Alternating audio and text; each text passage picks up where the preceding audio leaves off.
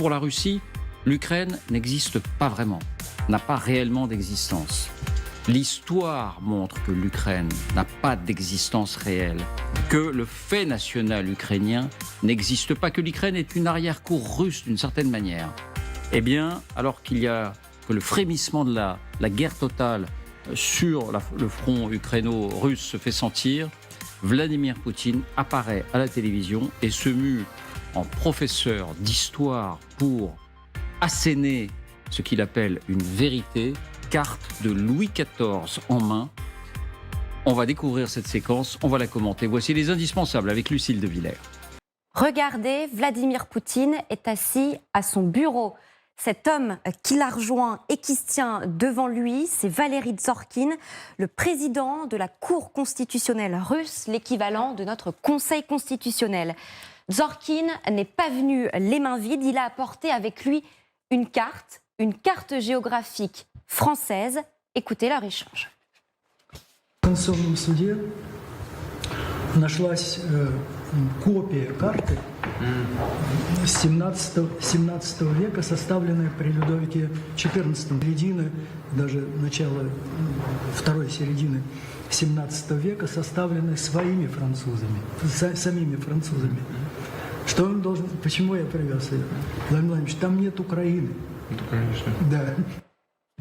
L'échange se poursuit, Poutine et Dzorkine se sont levés, ils se tiennent debout, côte à côte, devant cette carte en question, étalée sur cette large table. Écoutez. Почему я все же рискнул вам показать? Потому что много было спекуляций насчет того, где истоки, где, как и что и как все это образовалось. Ces origines dont parle Dzorkine, ce sont évidemment les origines de l'Ukraine. Ну, мы знаем, что эти земли просто входили в состав Речи Посполитой, а потом попросились в состав Московского царства. Вот и все. И оказались в составе Московского царства. А уже потом, после Октябрьской революции, начали образовываться всякие квазигосударственные образования. А советская власть создала советскую Украину. Это хорошо известно. До этого никакой Украины не было в истории человечества. CQFD, l'Ukraine est une création soviétique, une création de la Russie soviétique. Elle ne peut pas prétendre à une existence autonome. Et ce qui frappe, c'est l'expression dans l'histoire de l'humanité. Non, l'Ukraine n'apparaissait absolument pas dans l'histoire de l'humanité. Alors on va s'y arrêter en détail sur cette histoire, mais juste avant, quelle est cette carte? Est-elle effectivement française? La réponse est oui. Cette carte est basée sur les travaux du géographe français Nicolas Sanson. Elle date effectivement des années 1650, mais cette œuvre n'a pas été publiée de son vivant. Elle est publiée en 1676 par un autre géographe, Alexis Jaillon, alors qu'il est au service du roi Louis XIV. Cette carte est nommée la Russie blanche de Moscovie. Est-ce qu'effectivement l'Ukraine n'apparaît pas? Oui. L'Ukraine est absente de cette carte. En revanche, et c'est une nuance importante, il y a bien écrit noir sur blanc Ukraine ou pays des Cosaques. Les Cosaques, cette population slave originaire de steppe, sont bien considérés comme les ancêtres des Ukrainiens. Pour la petite histoire, Cosaque veut dire homme libre. Là où Poutine a effectivement raison, c'est que l'Ukraine, telle qu'on la connaît, n'existe pas. C'est ça, il n'y a pas de nation ukrainienne. Enfin, il y a peu de nations européennes à l'époque, d'ailleurs, d'une manière générale. Vladimir Poutine, a-t-il raison de dire que l'Ukraine est une création soviétique, Lucille? Eh bien, c'est là que le raccourci est rapide. À cette époque, une partie intégrée à l'Empire balte formé par la Pologne et la Lituanie, c'est l'empire dont parle Poutine, bascule du côté de la protection russe du tsar Pierre le Grand. L'autorité russe s'étend peu à peu sur toute l'Ukraine que l'on connaît aujourd'hui. Est-ce à dire que le fait national ukrainien n'existe pas? Eh bien, pas tout à fait. D'abord parce qu'à ce moment-là, les Cosaques revendiquent déjà des valeurs communes. Ensuite, parce qu'en 1917, quand la révolution russe éclate, la République populaire d'Ukraine est proclamée. Kiev est la capitale.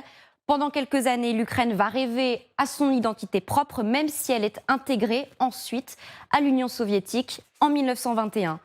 Jusqu'au moment où Staline décide de l'écraser. Dans les années 30, il instaure une politique brutale, collectivisation à marche forcée, refus de tout particularisme.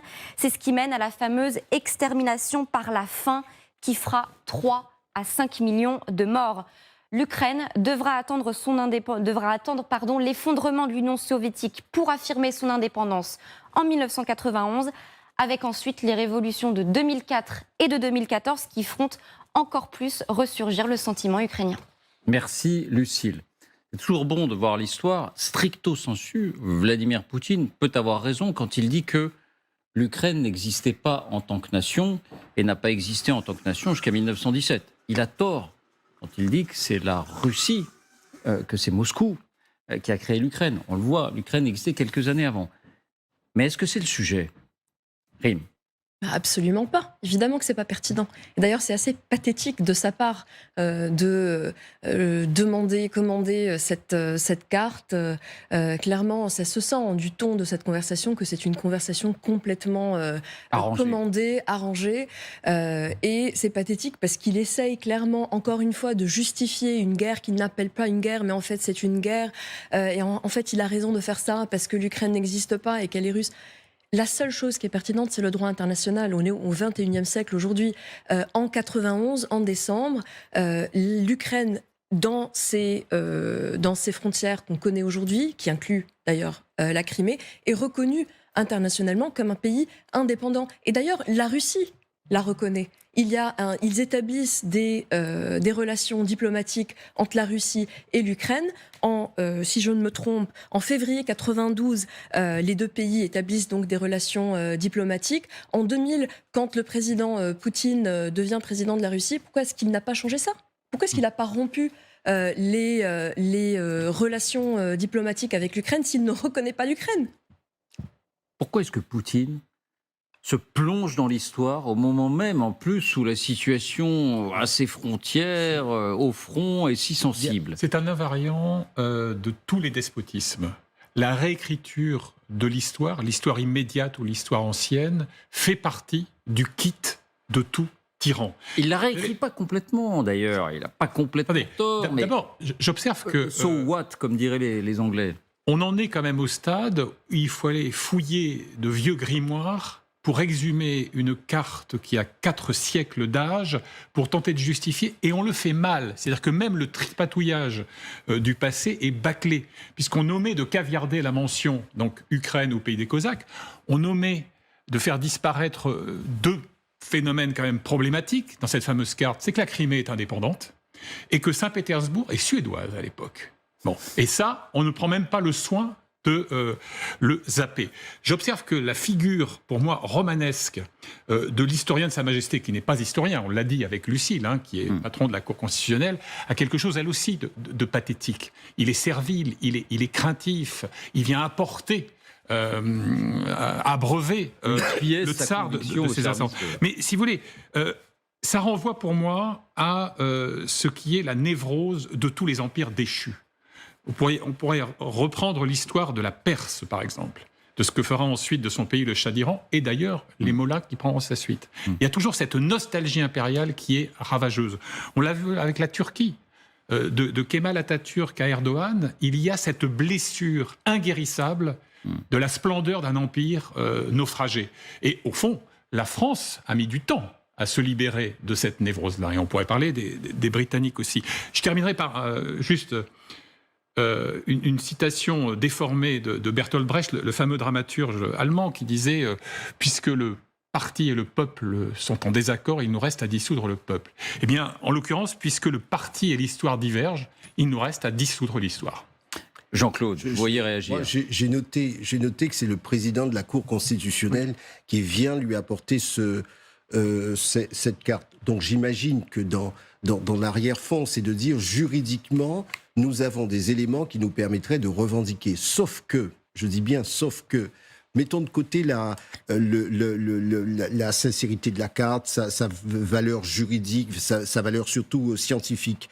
Le droit international contemporain exige, lorsqu'il y a une revendication territoriale, que ce type de revendication territoriale soit réglé pacifiquement, en tout état de cause, par un accord de paix, et non pas par la force. C'est toute la différence avec les moyens anciens, c'est que vous ne pouvez pas régler une revendication territoriale par la force. Non, ça n'est plus possible, ça n'est pas possible. Et souvenez-vous, il y a eu un précédent, c'était l'affaire des Malouines. Mais là, même, Jean-Claude, sans aller jusque-là, est-ce qu'il n'y a pas un fait national ukrainien qui est désormais incontestable, même s'il est relativement récent.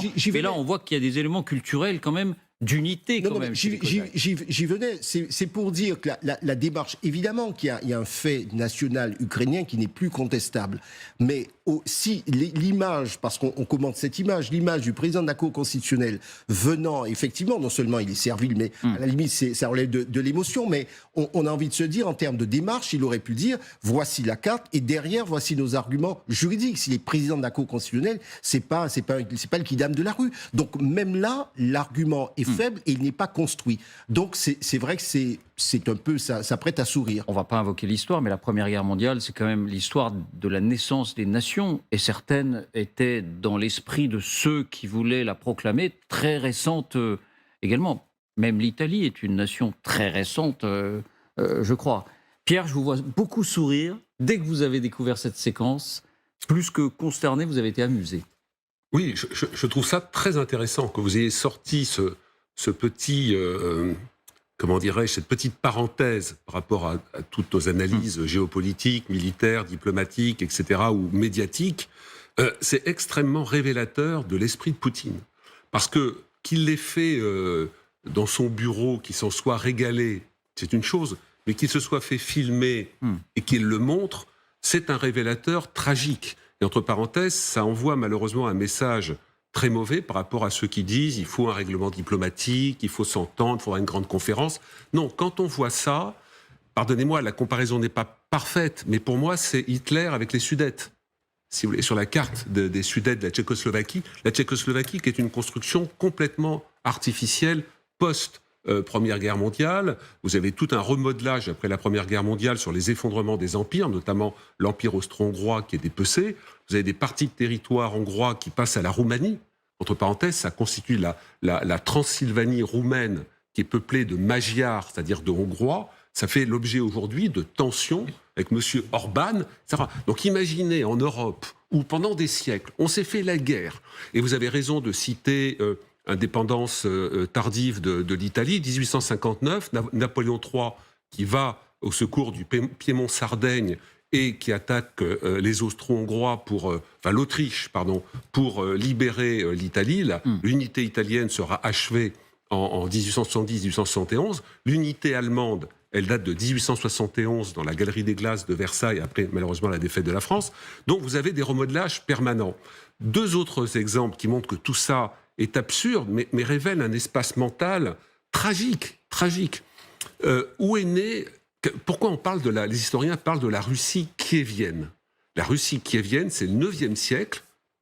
Et en fait, ce sont des Nordiques, dits des Vikings, des Varegs, qui vont unifier, qui vont d'ailleurs éjecter des personnes qui se trouvent dans la région de Kiev et qui vont commencer à fonder là un État.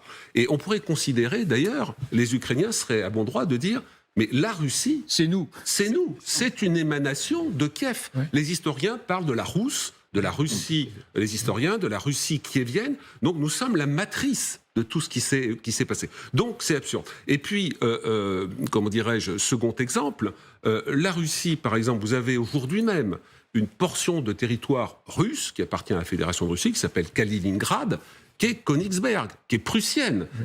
Alors là, on peut vous sortir toutes les cartes du monde, ça a toujours été prussien depuis la nuit des temps. Donc cette approche est gravissime, elle correspond aussi à l'approche chinoise. Et c'est une espèce de, comment dirais-je, de débordement d'égout des siècles précédents, notamment 19e et 20e, où effectivement on regardait la carte, on prenait le territoire du voisin, et quand la diplomatie ou l'économie ne suffisaient pas.